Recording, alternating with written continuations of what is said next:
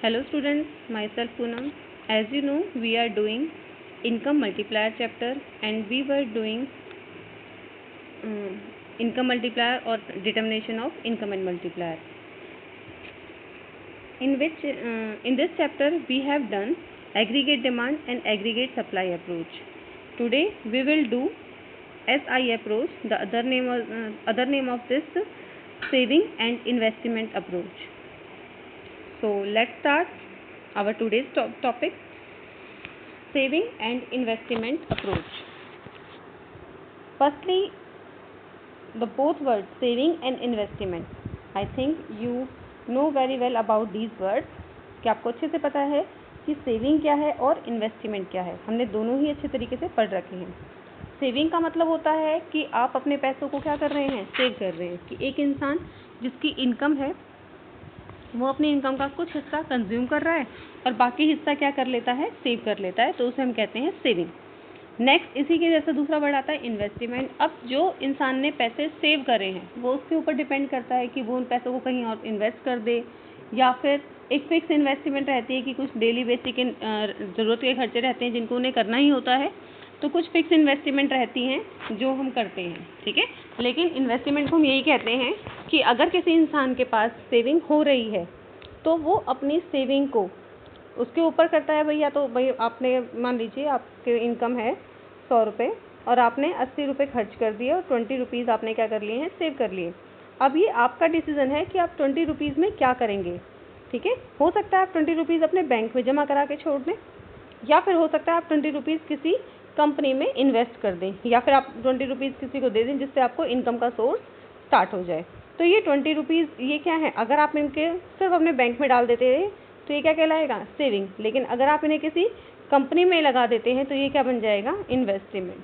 तो ये हमारे ऊपर ही डिपेंड करता है कि हम अपनी जो सेविंग है हम उसको इन्वेस्टमेंट में कन्वर्ट करना चाहते हैं या फिर कन्वर्ट नहीं करना चाहते. ओके, सो स्टार्ट करते हैं अपना टॉपिक, सेविंग इन्वेस्टमेंट अप्रोच.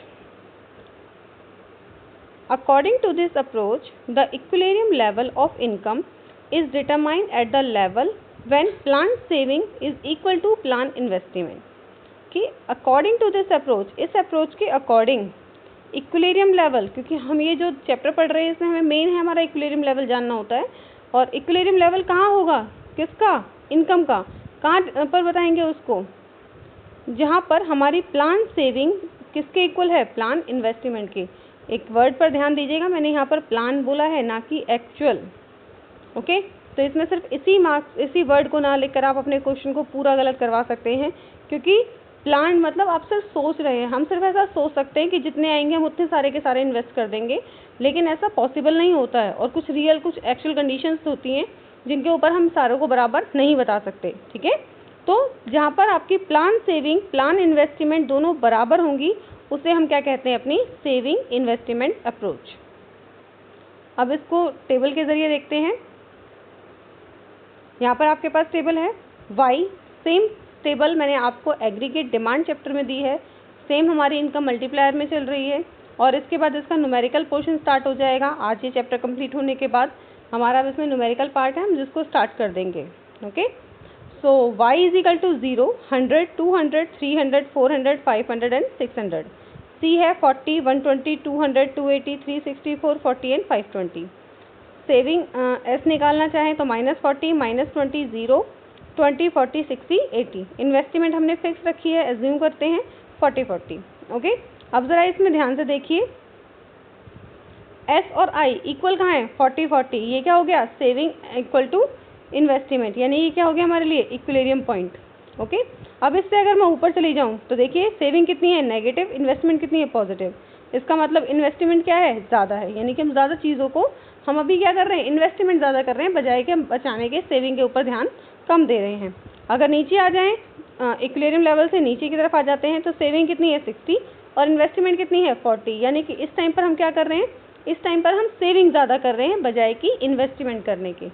तो तीन ही सिचुएशन है, या तो आपकी सेविंग और इन्वेस्टमेंट क्या हो सकती है, इक्वल हो सकती है, या फिर आपकी सेविंग ज़्यादा हो सकती है, या फिर आपकी सेविंग कम हो सकती है. ओके, तो जहाँ पर सेविंग और इन्वेस्टमेंट इक्वल होती है उसे हम क्या कहते हैं, अपना इक्विलिब्रियम पॉइंट। जहाँ पर सेविंग ज़्यादा होगी इसका मतलब मोर सेविंग, और अगर कम है तो क्या बोलेंगे हम इसको, लेस सेविंग। ओके, नेक्स्ट है,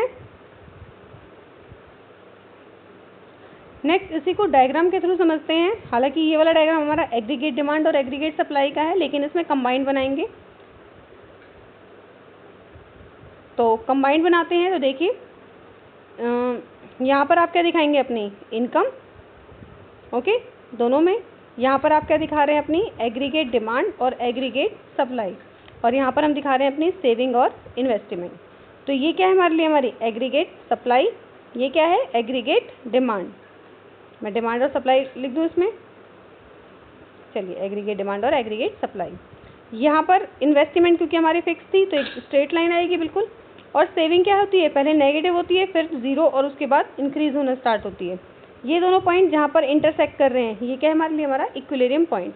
जब हमने कल जो अपनी अप्रोच पढ़ी थी, लास्ट क्लास में हमने जो इस अप्रोच के ऊपर डिस्कस किया था, एग्रीगेट डिमांड और एग्रीगेट सप्लाई, वहाँ पर भी इक्विलिब्रियम पॉइंट क्या था, aggregate supply equal to aggregate demand, या aggregate demand equal to aggregate supply. जहाँ पर ये दोनों बराबर होते हैं उसे हम क्या कहते हैं, अपना equilibrium point.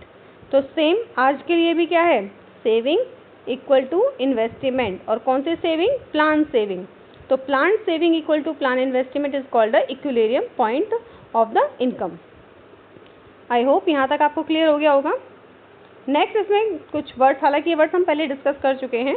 Full employment, full employment क्या है, एम्प्लॉयमेंट क्या होगा, यानी कि जितनी डिमांड है उतनी सप्लाई है, दोनों बराबर होंगी तो क्या हो गई, फुल एम्प्लॉयमेंट। अंडर एम्प्लॉयमेंट यानी कि क्या है भाई, डिमांड कम हो रही है। ओवर एम्प्लॉयमेंट इसका मतलब आप सप्लाई ज़्यादा कर रहे हैं। एक मैं बताऊंगी, दो का आंसर आपको मुझे सेंड करना है डायग्राम के थ्रू। फुल एम्प्लॉयमेंट, अगर हम फुल एम्प्लॉयमेंट की बात करें तो देखिए ये क्या होती है आपकी एग्रीगेट डिमांड, और ये क्या होती है आपकी एग्रीगेट सप्लाई। तो ये क्या कहलाएगा, हमारा फुल एम्प्लॉयमेंट। ठीक है भाई, चलिए एक और बता देते हैं ताकि आप मुझे दूसरे का आंसर भेज सकें। अंडर एम्प्लॉयमेंट, अंडर एम्प्लॉयमेंट में पहले मैंने क्या बनाया, एग्रीगेट डिमांड, और ये बना दिया हमने अपना एग्रीगेट सप्लाई। ओके, अब ये क्या है, अंडर, कम, इसका मतलब डिमांड क्या हो रही है, कम हो रही है। तो जो पहले आपका इक्विलिब्रियम पॉइंट था यहाँ था, और अब आपका इक्विलिब्रियम पॉइंट कहाँ आ गया, यहाँ पर आ गया। अब आपका इक्विलिब्रियम पॉइंट ये वाला है। ओके, तो ई से लेकर कहाँ पर शिफ्ट कर गया आपका, E1 पे शिफ्ट कर गया। ठीक है, इसे हम क्या कहेंगे, अपना अंडर एम्प्लॉयमेंट। आपको मुझे ओवर एम्प्लॉयमेंट का डायग्राम सेंड करना है, और ध्यान रखिएगा मेरे पास हर एक बच्चे का आंसर आना चाहिए। ठीक है, तो आप मुझे ओवर एम्प्लॉयमेंट का डायग्राम सेंड करेंगे। इसके साथ ही हमारा आज का ये टॉपिक कंप्लीट होता है, और साथ ही हमारा इसका थ्योरी जो पार्ट है वो भी हमारा कंप्लीट होता है। कल से हम इसके न्यूमेरिकल स्टार्ट करेंगे। सो आई होप आपको समझ आ गया होगा यहाँ तक। Thank you, have a nice day.